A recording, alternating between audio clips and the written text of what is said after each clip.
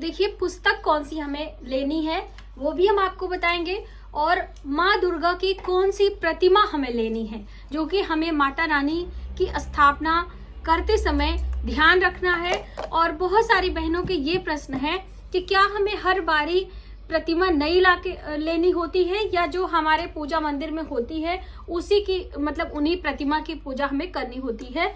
तो पूजा की सभी सामग्री इस वीडियो में हम आपके साथ शेयर करने वाले हैं। तो चलिए देर न करते हुए वीडियो की शुरुआत करते हैं। दोस्तों, यदि आपने अभी तक हमारे चैनल को सब्सक्राइब नहीं किया है तो प्लीज सब्सक्राइब कर ले, जिससे आने वाले दिनों में नवरात्रि व्रत पूजा से संबंधित सभी महत्वपूर्ण जानकारी आपको सबसे पहले मिले। तो बेल आइकन को जरूर प्रेस करिएगा और कमेंट बॉक्स में जय माता दी लिखना ना भूलें। तो दोस्तों, वीडियो की शुरुआत हम माता रानी के प्रतिमा से करते हैं। तो देखिए हमारे पास ये वाली प्रतिमा है, माँ दुर्गा शेर की सवारी करते हुए हैं। तो आप देख लीजिए माता रानी का प्रतिमा और माता रानी की छवि कितनी मनमोहक है। तो देखिए इस तरह की प्रतिमा ही हमारे लिए शुभदायक होती है। जो माता रानी महिषासुर का मर्दन करती है उनका प्रतिमा हमें नहीं लेना है, यानी कि जो राक्षसों का वध कर रही हैं वैसी वाली प्रतिमा आपको नहीं लेनी है। चित्र में हम लगा देंगे तो इस बात का आपको ध्यान रखना। इस तरह से सौम्य प्रतिमा हमारे लिए अच्छी होती है। आप सिंह का मुख भी देख सकते हैं कि बिल्कुल भयानक नहीं है, उग्र नहीं है। ठीक है, तो ये प्रतिमा के बारे में हो गया, क्योंकि हर वर्ष आपको प्रतिमा लाने की जरूरत नहीं है। आपके पास जो प्रतिमा है उसी की पूजा आपने करनी है। तो आपने ये जाना कि प्रतिमा हमें कौन सी लेनी है। और दोस्तों, लकड़ी की चौकी, तो देखिए जो आपके पास पहले से लकड़ी की चौकी है उसके ऊपर लाल कपड़ा बिछाएंगे। तो देखिए लाल कपड़े में मैं आपको बता दूं, अभी मैं बिछाने वाला कपड़ा नहीं ली हूँ। मान लीजिए आपका पिछले वर्ष का पुराना कपड़ा है और आप उसे धोकर साफ कर लीजिए, आप उसे भी बिछा सकती। ऐसा नहीं कि हर वर्ष आपको नए वस्त्र ही लाने हैं। सिर्फ जो माता रानी की चुनरी होती है जो हम पहनाते हैं माता रानी को वस्त्र के रूप में, वो आपको नया लेना है। ठीक है, सिर्फ और बिछाने वाला कपड़ा आप पुराना भी ले सकते हो, सिर्फ धुला साफ होना चाहिए। ये भी बहुत सारी बहनें पूछती हैं कि दीदी हर वर्ष हर 6 महीने पे हम नया फोटो, नया चुंदरी या नया कपड़ा लेकर आए, क्या करें? बहुत सारा कंफ्यूजन है। अब दूसरी अहम बात होती है कि हमें भोग क्या क्या लगाना है। तो आइए भोग के बारे में हम आपको बता देते हैं कि देखिए वैसे तो माँ के 9 दिनों के अलग अलग भोग होते हैं, ठीक है, लेकिन आप यदि बनाकर रखना चाहते हैं तो ये पंचमेवे का भोग बना सकती हैं, जिसमें 5 प्रकार के ड्राई फ्रूट्स शामिल होते हैं। इसे आप कट करके एक कंटेनर में रख लीजिए और भोग वाले बर्तन में थोड़ा सा लेकर आपको लगा देना है। सुबह शाम दोनों समय भोग लगाना होता है। कई बहनें पूछती हैं कि दीदी सुबह ही भोग लगाएं कि शाम को। तो देखिए सुबह भी आप लगाएं, शाम को भी लगाएं। और इसके साथ में ऋतु फल, तो अभी हमारे पास यहाँ पर यही वाला फल है।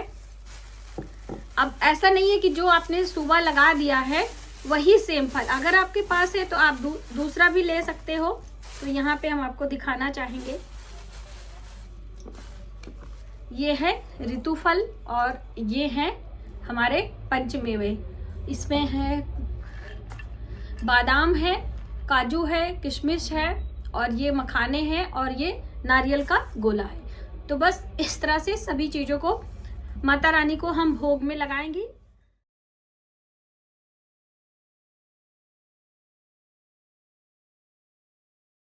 दोस्तों आइए जानते हैं कि माता रानी को जो दीप लगाएंगे वो हम कौन सा दिया लगाएंगे और किस चीज का लगाना है, यानी कि घी इस्तेमाल करना है या फिर हमें तेल का इस्तेमाल करना है। तो देखिए ये है शुद्ध घी, यहाँ पर हम आपको दिखाना चाहेंगे। गाय का घी ले सकते हो या फिर इसके अलावा आपने हर दिन के लिए पूजा में तिल का तेल ले सकते हो। लेकिन दोस्तों हवन करने के लिए तो आपको गाय का शुद्ध घी ही लेना है, तो इसलिए आप घी और तेल की व्यवस्था ले सकते हैं। तो यहाँ पर ये है तिल का तेल, ठीक है, तो आप इसको ले लीजिए। इससे आप अखंड ज्योत भी लगा सकते हैं और इससे आप हर दिन पूजा में दीप भी लगा सकते हैं। तो देखिए मैंने यहाँ पे 2 दीपक रखा हुआ है। तो अब आप सोच रहे होंगे कि 2 दिए कैसे हैं।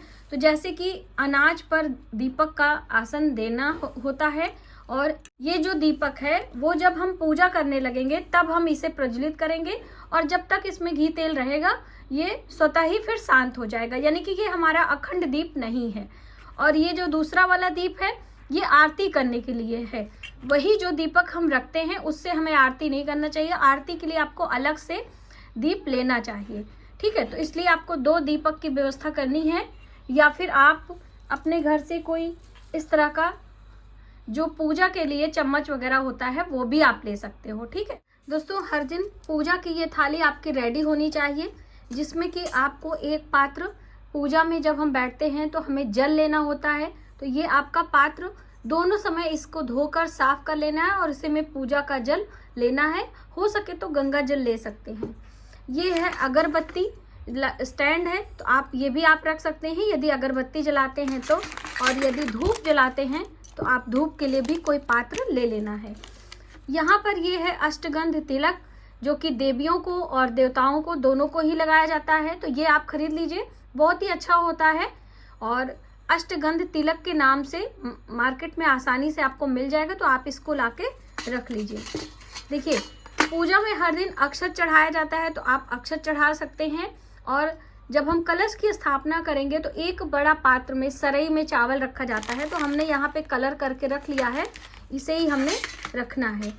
और ये है रोली, जिसे कि कुमकुम भी बहुत सारे लोग कहते हैं, तो ये रोली है, इसको आप रख लीजिए। देवियों की पूजा में बहुत आवश्यक होता है।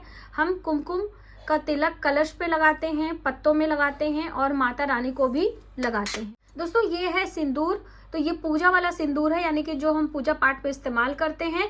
तो माता रानी को हर दिन आपको सिंदूर भी चढ़ाना होता है। बहुत सारे लोगों के मन में भ्रम रहता है कि देवी दुर्गा को सिंदूर नहीं चढ़ाना चाहिए, तो आपको बता दूं माता दुर्गा पार्वती का ही स्वरूप है। आप जब नव दुर्गा की कथा सुनते हैं तो उसमें आपको मालूम चलेगा कि माँ पार्वती का ही स्वरूप है, भगवान शिव की अर्धांगिनी है, इसलिए सिंदूर आपको जरूर चढ़ाना है।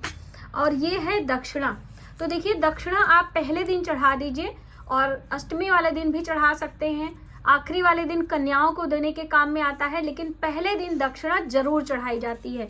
तो पहले दिन की पूजा में ये विशेष चीजें आपको चढ़ानी है, जैसे कि लौंग, इलायची, मतलब ये है लौंग और ये है इलायची, और यहाँ पर हमने रखे हैं पान के पत्ते, तो ये हरे वाले पान के पत्ते हैं इस तरह से। और इन पान के पत्तों को आप कलश पे भी रख सकते हैं दोस्तों, ठीक है। तो अगर आपको आम का पत्ता, अशोक का पत्ता नहीं मिलता तो पान के पत्ते कलश पर भी रखे जा सकते हैं। तो बहुत सारे लोग पूछते हैं कि क्या हम हर दिन पान के पत्ते और यानी तांबुल, लौंग, इलायची, सुपारी मिलाकर चढ़ाएं कि नहीं। तो देखिए अगर आपकी व्यवस्था हो रही है तो आप हर दिन चढ़ाएं, वरना पहले और आखिरी दिन ज़्यादा ज़रूरी होती है, और बाकी दिन आप ऐसे ही नॉर्मली पूजा कर लें, यानी कलश स्थापना वाले दिन इन सब चीज़ों की आवश्यकता होती है। तो ये हम इसको अच्छे से रख दे रहे हैं, क्योंकि दोस्तों पान बहुत जल्दी मुरझा जाता है। देखिए ये एक आध पान मेरा मुरझा गया है, तो इसको बहुत व्यवस्थित रखना पड़ता है।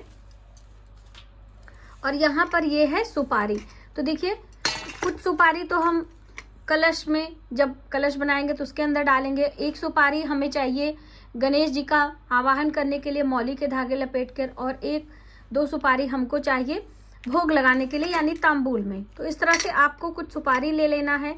और यहाँ पर ये हल्दी की गांठ और ये चांदी का सिक्का है, देखिए, तो ये हम कलश के अंदर डालते हैं, ठीक है। तो यहाँ पे लौंग, इलायची और ये और इत्र, और यहाँ पर ये है गुलाब जल। तो देखिए गुलाब जल बहुत सारे लोग नहीं डालते हैं, लेकिन हम लोगों के यहाँ डाला जाता है। तो हम लोग इत्र, ये चांदी का सिक्का नहीं है तो साधारण सिक्का ले लीजिए, हल्दी की गांठ, लौंग, इलायची। अभी हम जब आपको कलश बनाना बताएंगे तो उसमें हम बताएंगे। और दीप प्रज्वलित करने के लिए और धूप लगाने के लिए ये माचिस बॉक्स भी आपको रखना है। और दोस्तों पूजा के बर्तन हर दिन आपको साफ रखने चाहिए। जो आप दीप लगाएंगे, आरती करेंगे कपूर से, भोग लगाएंगे, और ये सभी चीज़ें आपको दोनों समय पूजा से पहले साफ करके फिर आपको पूजा में बैठना चाहिए। दोस्तों हर दिन पूजा के लिए माता के प्रिय पुष्प होते हैं, तो हम लोगों के यहाँ घर पे ही गुड़हल के ताजे ताजे पुष्प मिल जाते हैं, तो हम लोग यही चढ़ाते हैं। और अलग अलग प्रिय पुष्प भी होते हैं, जो कि यदि आपको अवेलेबल हो जाए तो आप ज़रूर चढ़ाइए माता रानी की प्रसन्नता के लिए। तो पुष्प आप दोनों समय चढ़ा सकते हैं, सुबह और शाम। पूजा भी सुबह शाम दोनों समय की जाती है। तो ये है श्रृंगार की सामग्री, जो कि यदि आप पहले दिन चढ़ाएं तो बहुत अच्छी बात है, वरना आप किसी भी दिन चढ़ा सकते हैं। अष्टमी वाले दिन चढ़ाया जाता है। तो सभी बहनें जब अपने घर में माता रानी की स्थापना करती हैं तो इस तरह से चूड़ी, बिंदी, सिंदूर, आलता और एक चुंदरी। तो देखिए, चुंदरी तो पहले दिन सभी चढ़ाते हैं, तो आपने चढ़ाना है। और माता रानी को श्रृंगार बहुत ही प्रिय है, इससे अखंड सौभाग्य की प्राप्ति होती है। तो माँ दुर्गा को श्रृंगार की सामग्री अवश्य चढ़ाएं। और आपने इसे स्वयं ले लेना है, जैसे कि पहले दिन की जो हम चढ़ाते हैं। और अष्टमी पे यदि आप चढ़ा रहे हैं पूरा साड़ी वगैरह के साथ में, तब आप उसे ब्राह्मणों को दान दे सकते। दोस्तों, ये है अगियारी करने के लिए पात्र है, और ये है हवन सामग्री जिसको हमने अपने घर पे बनाया है। और इसे आप दोनों समय अपने घर में अगियारी के रूप में कर सकते हैं। गाय के गोबर का ओपला, या फिर आप आम की लकड़ी ले सकते हैं। तो यहाँ पर हम आपको आम की लकड़ी दिखाना चाहेंगे।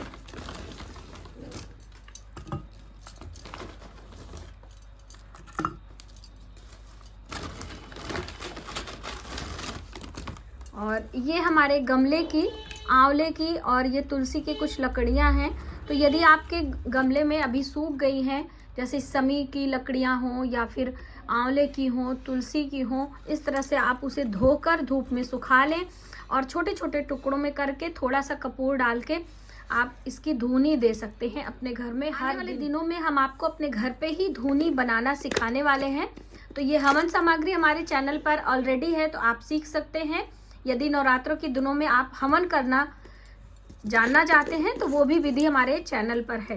तो आप सुबह शाम इसे कर सकते हैं। इससे सकारात्मक ऊर्जा का वास होता है और माता लक्ष्मी की भी कृपा हमें ज़रूर मिलती है, क्योंकि इसमें बहुत सारी ऐसी औषधीय गुण हैं जो कि हमारे घर में सकारात्मक ऊर्जा का वास करते हैं। तो ये आपको हर दिन करना है। दोस्तों, ये है पुस्तक। तो अभी हम आपको दिखाते हैं यहाँ पर। इसको नीचे कर देते हैं। ये पुस्तक पढ़ने वाला, पहले हम आपको इसको दिखा देते हैं। इसी पर रखकर हम लोग कोई भी पाठ होता है तो करते हैं, इससे आसानी होती है। तो ये लकड़ी का मार्केट में मिलता है, तो आप ले सकते हो। इसको कुछ बोला जाता है, अभी मुझे याद नहीं आ रहा है। और इस पर एक लाल कपड़ा बिछाते हैं। तो ये हमने रख लेना है। और ये है दुर्गा सप्तशती का पाठ है। और यहाँ पर ये है कनक धारा स्त्रोत का पाठ है, तो ये भी आप कर सकते हो।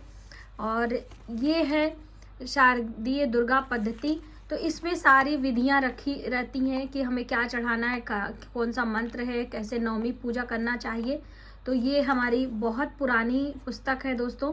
तो हमारी सासू माँ वगैरह इसी में से देखकर सभी काम करती थी। तो हम अपने घर में इसी को पढ़ते हुए आप सभी को बताते रहते हैं कि आप कैसे अपने घर में पूजा पाठ करें।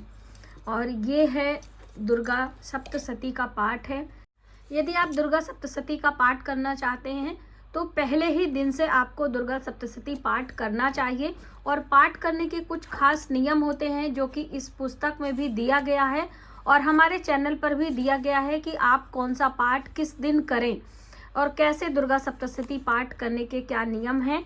और यदि आप इतना नहीं कर पा रहे हैं तो आप दुर्गा अर्गला स्तोत्र होता है वो पढ़ें, और सिद्ध कुंजिका स्तोत्र होता है उसको भी आपको हर दिन पढ़ना चाहिए। ये दुर्गा जी के 32 नाम हैं, इसको पढ़ना चाहिए। इस तरह से करके हर दिन आपको पूजा में माता दुर्गा की आरती करनी चाहिए। ठीक है, तो दोनों शाम सुबह सवेरे आपको पढ़ना है और संध्या के समय गोधूली बेला में आपको पढ़ना होता है। तो पाठ करें और माता रानी की पूजा 9 दिन 9 अलग अलग स्वरूपों में करके उनकी कृपा आपको प्राप्त करें। दोस्तों, कलश बनाने के लिए जल लेना है और एक लोटा ले लेना है। उसमें आपको गले में ये देखिए मौली के धागे आप बांध दीजिए। और जब कलश हम बनाते हैं, जब पूजा की वीडियो हम आपके लिए शेयर करेंगे, तो कलश जब आप स्थापित कर लीजिए उसके बाद उसमें जल भरना होता है। बहुत सारे लोग पहले से जल भर के रखते हैं और फिर रख देते हैं, और उसके अंदर तभी आप सभी चीज़ें जैसे कि लौंग, इलायची, सुपारी, हल्दी की गांठ, पंच पल्लव। तो यहाँ पर हम दिखाना चाहेंगे दोस्तों, हमको आम के पल्लव नहीं मिले हैं, यही वाले पत्ते मिले हैं। तो इन्हीं को धोकर साफ करके आपको लगा लेना है। ये हैं अशोक के पत्ते। तो इनसे आप बंधनवार भी बना सकते हो और इसमें भी आप डाल सकते हो, ठीक है। तो हिलाना नहीं है। पहले दिन जब हम स्थापना करते हैं शुभ मुहूर्त में कलश को, तो हम जब नवमी की पूजा कर लेते हैं, दसवीं में अपने कलश को हटाते हैं, चौकी को हटाते हैं। तो पहले दिन शुभ मुहूर्त में कलश की स्थापना करें और 9 दिन माता रानी की पूजा करें। तो इस तरह से एक कलश आपको लेना है, पहले से धोकर। आइए दोस्तों, कलश हमें कैसे लगाना होता है, इसके अंदर क्या क्या डालना होता है जान लेते हैं। तो सबसे पहले कलश में एक मौली के धागे आप बांध लीजिए। कभी भी सादा ये लोटा आपको नहीं लेना चाहिए। आप इसमें स्वस्तिक बना लें या फिर आप इसमें सतिया या फिर बिंदी लगा दें। इस तरह से सादा लोटा कभी नहीं रखना चाहिए और तांबे का या फिर इस तरह से कांसे का ही, धातु का ही लोटा लेना चाहिए। अब इसके अंदर हम क्या डालेंगे, तो ये है चांदी का सिक्का, सुपारी, हल्दी की गांठ, हरी इलायची और एक जोड़ा लौंग, और यहाँ पर हम डाल रहे हैं